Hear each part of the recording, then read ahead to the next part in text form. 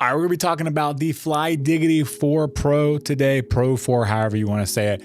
So go ahead, go to the link below. If you haven't done so yet, download the flydigi station, whatever the flip it's called. And we're gonna go to the overhead, look at some things, and we're gonna spend a lot of time in the software talking about what all you can do with the controller. Let's get into it. All right, let's start with some of the features on the outside of the controller. Some of this stuff will be like, yeah, we know that, James, but some people might not know that, and maybe they're looking to buy the controller and they want to see all the features on it. So I'm not gonna be talking about the buttons and all the different stuff, but we're gonna be talking about some of the simple things like it's stick tensioners. These are stick tensioners right here, these metal things around the sticks, and you literally just turn them back and forth to tighten them down. It's not like the old flydigi or the Apex 4 controller where you had to take the faceplate up and everything. You just turn it and it tightens it down.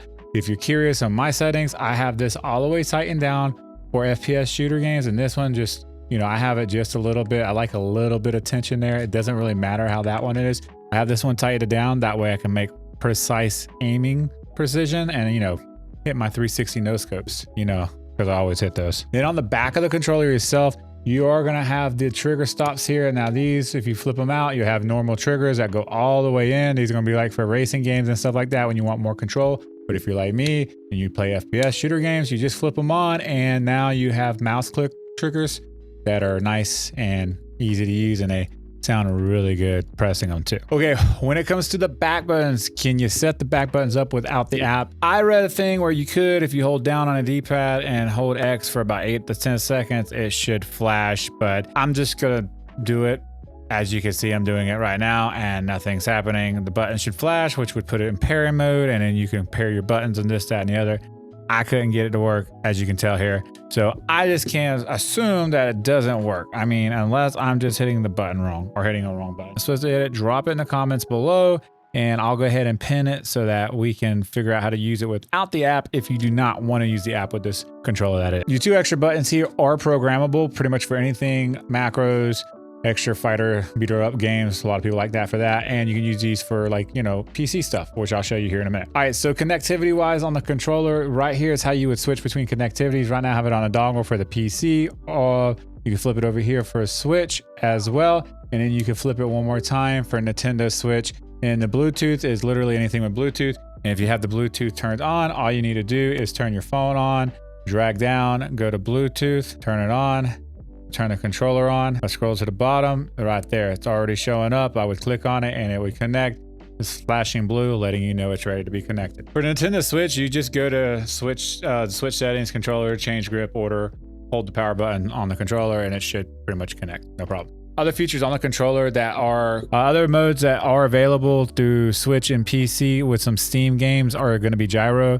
I don't use gyro, so it's there. I'll show it to you in the app even, but I don't use it, so figure that one out on your own. All right, let's go over to the PC side and check out the controller and what we can do with it on the PC and see all the cool little things. Okay, so let's talk about the flydigi and the app for a second here, and we're gonna be back and forth going through it real quick here. So to activate it and stuff, of course, you would have downloaded it. I told you to download it, or you already got it. It's going to show up more likely as a virus and all that. Most of the, I mean, some of them do, some of them don't. I can't remember if this one did or not on my PC. Everything I ran on it said it wasn't a virus. You're downloading something for China, so take it for what it's worth. You know what I mean? You know, moving on. And while we're waiting on the update, if there's a controller you want to see that I haven't done on the channel yet, or the review of a controller I haven't done on the channel yet, make sure you comment below. If you hate these videos, make sure you comment below. If you love me, I just need some engagement. That's pretty much what I'm asking for. So smash the like button and all that good stuff. It's updated. Let's go. Looks like I have to reinstall the freaking thing. That was the actual app. We updated the app. Cool. As you can see, it's updating. We haven't even updated the controller yet. That tells you how much I open this software. I have the controller set up how I play, and that's pretty much it. Before you ask, no, you cannot make this. All right, very first thing you're gonna do before you ever leave a page, after you mess with a setting and stuff, is go up here to the top right and make sure you save. If you don't, it's not gonna save. Okay, so if you wanna switch between your stuff like quicker, and you don't wanna have to come here maybe, and you have it on something else, what you would do is just come to general, and then you would go to, actually you go to function settings, excuse me.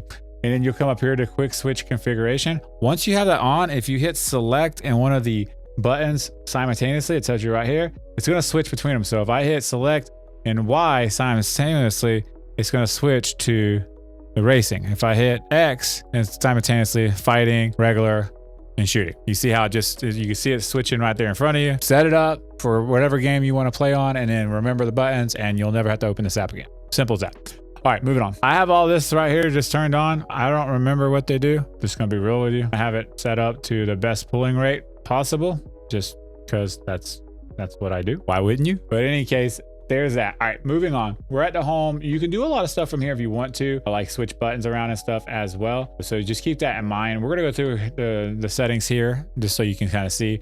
So for example, I'm gonna go to regular just so we can kind of have an idea here. So these buttons right here, I can set these buttons up any way I want. So for instance, if I want to set it up as a K on my keyboard, I can set it up as a K. Why is that cool? Well, it's cool because if you have shortcuts, maybe you're running a Discord or an OBS, or if you're streaming or whatever, you want to be able to switch pages and stuff, and you don't want to use these other buttons for anything other than that, you can have these for be right back, a switch from gameplay to just talking like this, you know what I mean? Like you're going from this to this, you know, and then back to this with those two buttons. That'd be something cool you could do as a streamer and stuff, where, you know, you could do that pretty much with any button on here, by the way. You can set those up any way you want. Just for instance, one of the back buttons, I'll hit, you know, delete. There you go. Okay. Delete couldn't be used as a button. Anyways, yeah, you can pretty much set up any button you want on here and shortcuts and all that. And that's pretty cool. Flydigi crashed. I might have somehow closed the program without knowing I closed the program. Okay, moving on. So you can, as you can see here, here's all your buttons you can set up and do the way you want, which is cool. Let's move on to joysticks. So joysticks right here, you got left and right. Make sure you pay attention to that because that does matter. If you go to mess with something, you want to make sure you're doing the right one or the left one, right? So here is, you can set these up to any kind of sensitivity curve you want. I would, you know, on my right joystick, I typically, and if you come here, I have it on rectangular, which means all that means is you can reach further outside than you were able to. So when you see the circularity test online and it's going to like 8 or 9 or whatever, that's what that means. If we would have switched this to circle, which is perfectly fine for FPS games, to be honest with you, because it's not like you're aiming way up to shoot somebody anyways, you would only be closer to that 0 for circularity versus the 8 or 9 for what potentiometers used to be, but that evidently a lot of people are looking at that wrong. We just never really said that till now. In any case, so yeah, you can do what you want here with all that. I don't really mess with any of that, so I just do custom. You have your dead zone set here. I have mine at 0. I will tell you, with this controller at 0, they're so sensitive that it is a little bit of sway. I play really good with this controller, and I have a theory about maybe the sway helps with, on Call of Duty anyways, and other FPS shooter games that have, where the sway of the controller, the little bit of drag it does do, just a so slight about, helps you actually help lock on a little easier. I don't know if that's true or not, but I play good with the controller, so that's all I can tell me if I'm wrong in the comments below. And of course, you can go here for the advanced settings that we talked about earlier, which we've already talked about, so we'll just come back here. All right, moving on. You got gyro here. Gyro can be mapped to whatever button you want it to map to, you know, hit it to be able to use it when you want to. And you could also do it with racing, which is, I'd be 100% honest, I don't even know what that means because I don't use gyro. So you have it there though, for you that love gyro. That's gonna tell me in the comments, why aren't you using gyro? You're so behind, James. I don't care. Moving on. All right, so from here, you got trigger mode and stuff right here. You can take your triggers. If you're using the regular trigger mode where you go all the way down, you can bring the sensitivity down to where you'll get 100% pull faster than you were having to go all the way up. If you want to, you can do that right here. Trigger vibration switch, if you want those off or on, you can. It just completely is up to you. Vibration intensity, I turn my vibration off in games personally because I play mostly FPS shooter games, and that little bit of vibration just, I feel like, doesn't work very well for me. So I'm taking them all off. And you can kind of see how I have everything set up here. I don't know if that's actual what it's supposed to be, what it's not supposed to be, or if I mess with it at one time or not. I don't know, but you can get here and mess with all the, all right, general right here. This is going to be for your grip test.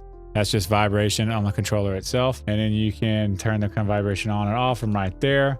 If you want to. Intensity, you can bring it all the way up, which definitely is a lot stronger. Yeah, that was the controller. In any case, if you want to restore everything current page, you can restore it. So would you literally just restore it to current page? Boom, there you go. Now it's all restored. And you have your LED up here. You can change it if you want to, as you can see here, which is a nice little, nice little addition in my personal opinion. Put it on breathing or something like that. As you can see here, you can change the time, how long it takes, the brightness if you want to, bring it up.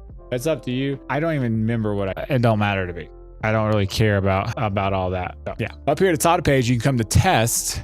And this is literally just gonna test your buttons and stuff on your controller, which mine are not working at all. As you can see, there was a huge delay in the buttons working for a second there, but you can just see and you get an actual look.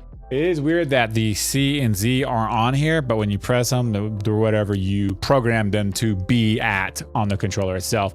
And then you can see your pulling rate, which is right here at 1,000, as you can see. And then the last page over here is literally switch mode configuration. So if you're running on the Switch, you can set up Switch configurations instead of PC configurations. All right here. I don't know how to switch between configurations because it doesn't have that here. This does not work on Switch, FYI. So honestly, this is pretty much a lot to do on the PC side of things for software and stuff like that. This is quite literally, honestly, one of my favorite controllers. I've had several of these sent out to me. I've given some away even, and this continues to just be hold true as one of my favorite. Like, is literally the controller I grab every time I play a PC game as of right now. If there's a better controller than you think than this, especially for the price point, let me know in the comments below. Maybe I'll check it out if I haven't checked it out here on the channel yet. But it has to have back buttons for at least. It needs to have clicky triggers. And I would love for some TMR sticks because these are Hall effects. Unfortunately, TMR sticks would be better in this controller, but beggars can't be choosers, I guess. Anyhow, I'll see you guys next time when I do another tutorial kind of video on a controller or something like that. And as always, peace and love.